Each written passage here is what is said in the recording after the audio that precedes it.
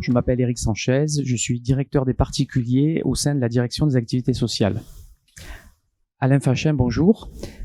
Bonjour. Tu es enseignant de méditation de pleine conscience actuellement. Tu as fait des études en sciences économiques, des études de commerce dans de grandes écoles, puis tu as exercé une activité dans le marketing pour des groupes internationaux, et puis tu as décidé de bifurquer quelque part vers la méditation de pleine conscience. Est-ce que tu peux nous en dire un peu plus sur ton parcours ? Oui, bonjour. En effet, la rencontre avec la méditation de pleine conscience, il y a une quinzaine d'années environ, a été une révélation. Il y a 15 ans, on ne parlait pas de méditation de pleine conscience en France, et mon épouse qui est psychologue et moi, nous sommes formés à cette pratique aux États-Unis et ailleurs avec les créateurs de la mindfulness, et ça a changé notre vie. Et nous avons voulu partager cette discipline avec le plus grand nombre. Et me voilà aujourd'hui.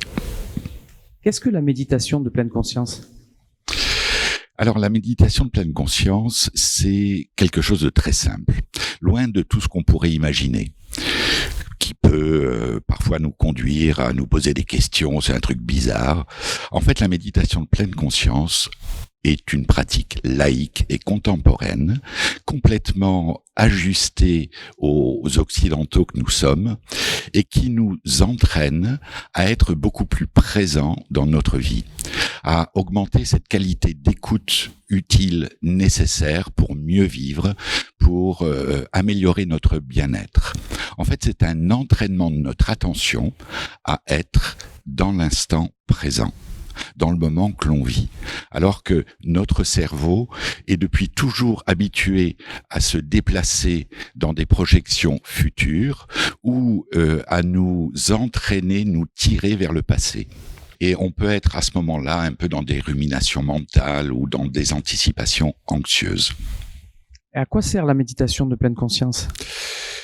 La méditation de pleine conscience nous permet, alors elle a été créée par un docteur en biologie moléculaire américain qui s'appelle Jon Kabat-Zinn, et elle nous permet d'avoir plus de présence dans notre vie. Elle améliore notre état général à travers bien sûr le stress on en parle énormément du stress, le stress est omniprésent. Eh bien la pratique de la méditation de pleine conscience nous permet de baisser le niveau de stress, améliore notre sommeil, nous permet également d'augmenter nos capacités de concentration, d'écoute, nous permet aussi d'une façon plus générale d'être mieux en relation avec nos émotions. Et est-ce qu'elle est accessible à tous ? Ah oui, bien sûr. Elle est accessible à tous et à tout moment. C'est ça qui est intéressant également. On n'a pas besoin de matériel particulier ou de contexte ou de tenue particulière pour méditer. Elle est accessible aux enfants, aux adolescents. Il existe des programmes spécifiques pour les enfants et les adolescents.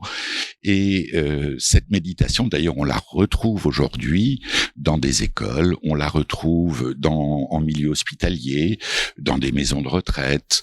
Il existe des diplômes universitaires qu'on appelle des DU. Il y en a une dizaine en France sur la médecine et la méditation et la santé, enfin différentes thématiques. Et ce qui est intéressant aussi, c'est qu'il y a 2 ans a été remis à l'Assemblée nationale un rapport sur les bienfaits de la méditation. Et du coup, un bon nombre, pas tous, mais peut-être qu'on y viendra, un bon nombre de députés se sont mis à méditer. Et que dit la science sur cette pratique ?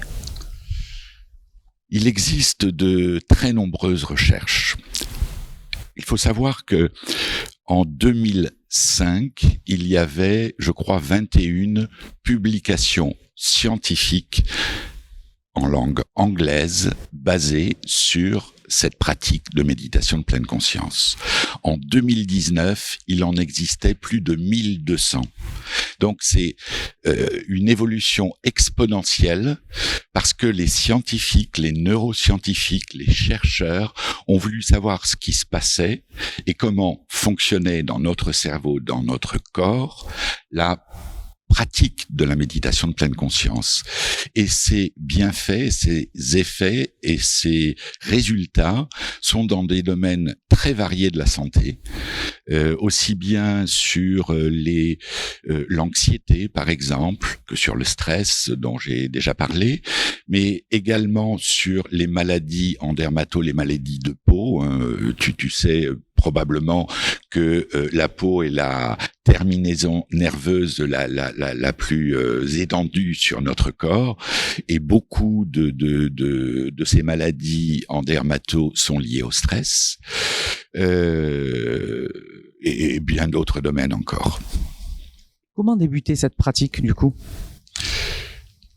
Alors, pour commencer cette pratique, d'abord, il faut avoir envie d'essayer. Avoir envie d'essayer et puis s'accorder un tout petit peu de temps. On n'a pas besoin de beaucoup de temps pour méditer. Il existe de nombreuses applications disponibles de méditation pour s'entraîner, pour mettre le pied à l'étrier. Et il existe aussi la possibilité de suivre des protocoles, des programmes qui durent sur 8 semaines, à raison d'une séance par semaine en groupe. La séance dure environ 2 heures, en présentiel ou en distanciel également. Et je vais vous proposer d'ailleurs une première méditation pour essayer. Bien, Eric, prêt pour cet exercice de méditation ? Alors, je vous propose vous êtes probablement assis, en tout cas, d'être confortablement installé sur votre chaise, d'essayer d'avoir le dos droit sans qu'il soit tendu et les épaules relâchées. Vous pouvez placer vos mains sur les cuisses ou l'une dans l'autre. Pour ma part, comme j'ai le micro, de fait, je n'aurai pas la posture idéale. Et dans cette posture, nous pouvons fermer les yeux pour nous placer dans l'instant présent. Cet instant qui est juste là, maintenant. Et accueillir tout ce qui s'offre à nous. Peut-être des bruits, des sons qui parviennent à nos oreilles. Peut-être des pensées qui nous traversent sur ce qui vient d'être échangé, sur cette pratique. Peut-être observer la présence d'émotions en nous, de sentiments. Ressentir des sensations corporelles.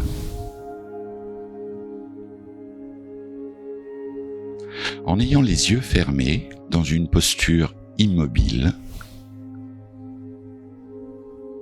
je suis présent à tout ce que je peux éprouver.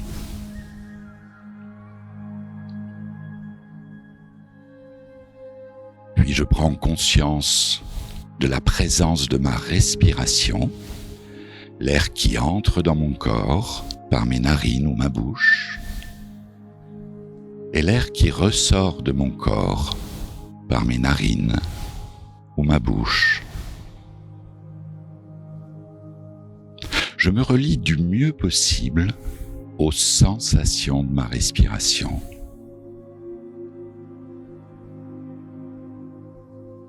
J'inspire, je le ressens. J'expire, je le ressens. Et il est tout à fait normal que des pensées vagabondes nous éloignent de notre respiration. Je m'en rends compte, j'en prends conscience, et juste, je reviens aux sensations corporelles que ma respiration me procure. Là où pour moi elles sont les plus perceptibles, au niveau de mes narines, le contact de l'air avec mes narines, le fond de ma gorge, ou peut-être au niveau de ma poitrine, ou de mon ventre qui se gonfle à l'inspiration et se relâche à l'expiration.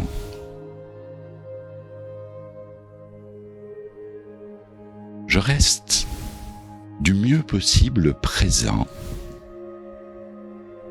à mon expérience, à ma respiration. J'inspire, j'expire. Ce mouvement respiratoire, fluide et régulier, me stabilise dans le moment présent, dans cet espace qui est le mien en cet instant.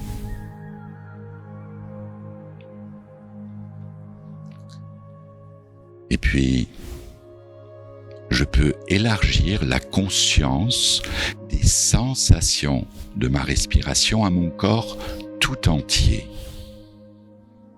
à l'ensemble de mon corps qui respire.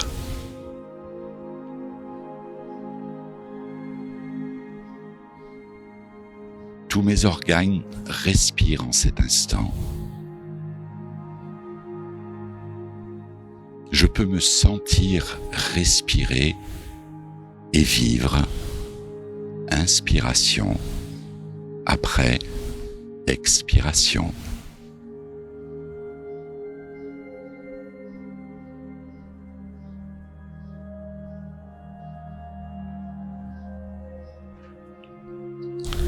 Et nous allons prendre quelques instants pour mettre fin à cette courte méditation.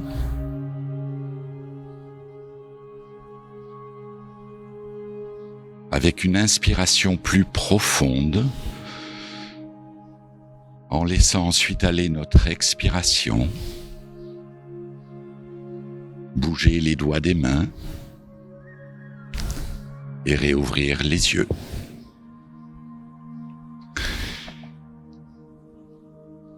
Prenez juste quelques instants pour observer l'état dans lequel vous vous trouvez maintenant. Juste 2-3 minutes après cette méditation. Merci beaucoup et à bientôt.